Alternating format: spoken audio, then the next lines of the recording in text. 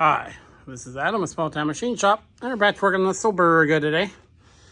I meant to start this video a couple hours ago, but I had to run some errands. So let's see how far we got. We got a box. I think it'll be big enough. They jumped from this to like 6x6x4. I didn't want to get something that big. So my plan is to run the wire out the back there. Use the existing holes in the machine. It's way away from the handle. It's going to sit about right there. And then we'll take the cover plate and do some layout and put our 4 switches in there. So let me do some quick stuff here, and I'll get this mounted, then we'll go from there. It wouldn't go in. So got to thinking about it, and those are just standard American bolts. Well, this drill's made in Sweden, so I don't know if they use the metric system, but they obviously, these threads were. So I just drilled through the cast iron, and it was tapping for 1024.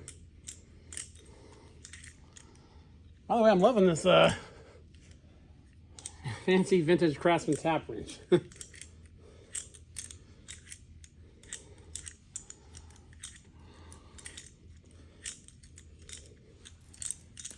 I sprayed a little bit of oil on there. It's cast iron, so.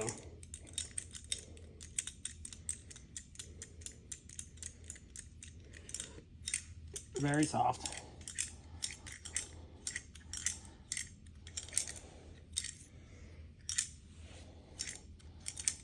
So I'll get the other hole tapped. Bring you down here. I'm going to transfer these 2 holes right there to the back of this guy. I already put the knockout out. The wire's going to go through there and go through that little hollow channel in there. Let me get that all mounted up, and I'll bring you back. Okay, so got the box mounted. Wire's coming out the back. This is 10-strand wire. It's just what I have on hand. I have a whole bunch of it. So what I'm going to do is the leads I don't use, I'll coil up inside the box. Leave them. That way, if I ever want to change wires or add different features, everything's already ran. That is rock solid on there. So now we'll go take a look at the panel and see about how we want to lay our switches out. Okay, so basically how I'm going to lay this out. Doesn't have to be exacting by any definition of the word. Okay, so lay it out. Here's the cover plate. I'm simply going to take things representing the size they're going to be and put them where they are. There's going to be this toggle switch, this toggle switch, which is the forward reverse, emergency stop, and then a potentiometer. Now, I'm going to be converting a lot of my machines, so I got these cheap switches for now before I figure out how many of each I need and all that. So these things are super cheap. I mean, 4 of them were like $8. So when I'm done with them, I'll throw them on Craigslist and put the better ones in. But all these, I know what emergency stops I'm going to use. They have the big metal ones, but I'm using common sizes. So I want my emergency stop button about there, because I want it as close to the quill as possible, because that's what I'll be operating. And then, you know, just boom. The on-off switch,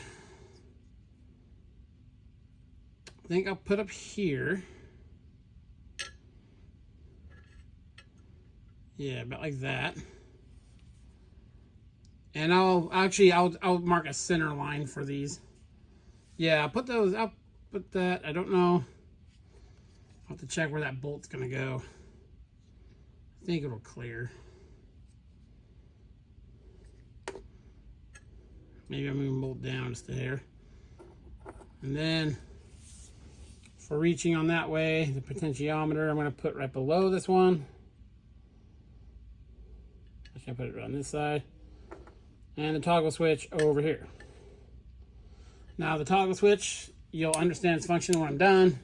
The way I'm doing this project, it's a little different. And you'll understand in the end.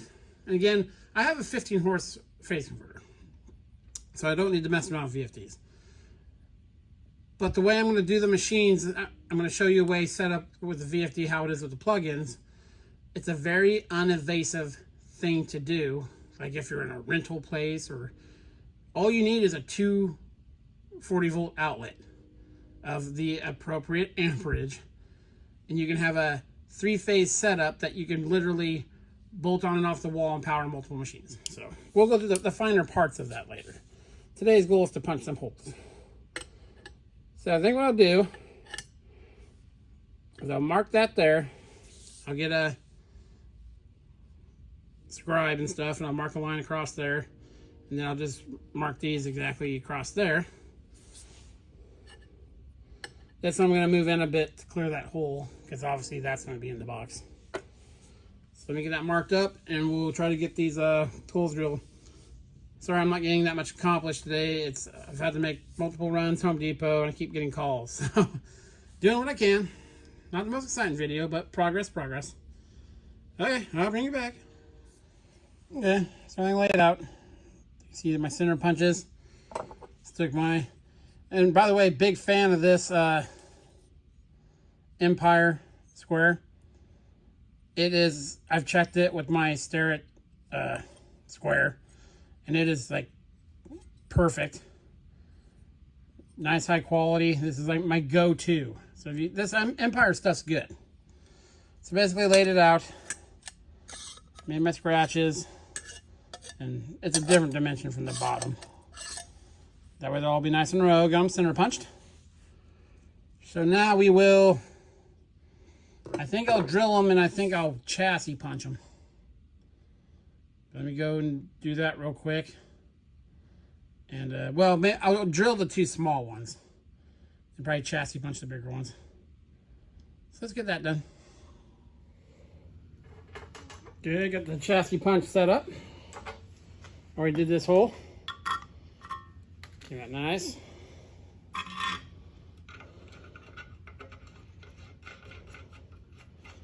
This, by doing some measuring of this square plate, obviously it's just sheared. It's not the most actually square plate I've ever come across.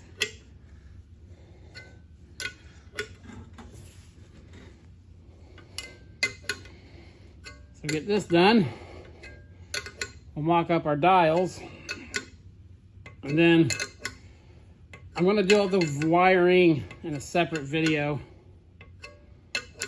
And in that video, another YouTuber did a really excellent video a couple weeks ago on wiring to VFD. So in that video, I'll put a reference to his video. His VFD was different, of course, but very well explained. A lot of people have the cheap one I have, so that'll help some people with that one. And it's getting softer.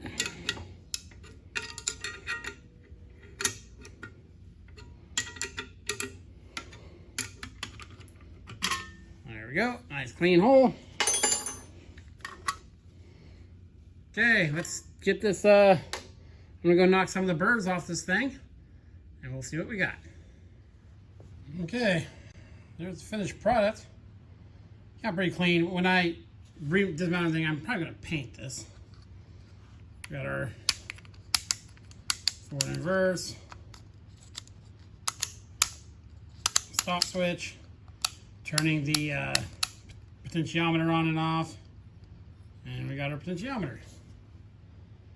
Came out really nice and clean. So yeah, next video on this project, which I'm going to try to make this weekend, if nothing else comes up, we'll get this guy all wired up. Good progress today. So, yeah, this is Adam from Small Time Machine Shop. Please comment, like, and subscribe, and thanks for watching.